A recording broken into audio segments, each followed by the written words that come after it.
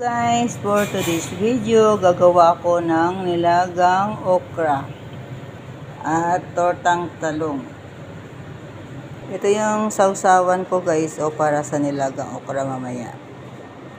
Sa torta, hinahilo ko na itong sa itlog yung sibuyas, kamatis, saka sili.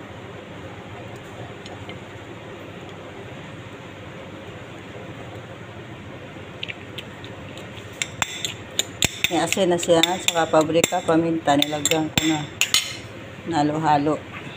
Lawang ko siya ng magic sarap. Kunti lang. Ako na siya sa aking talong na ito torta.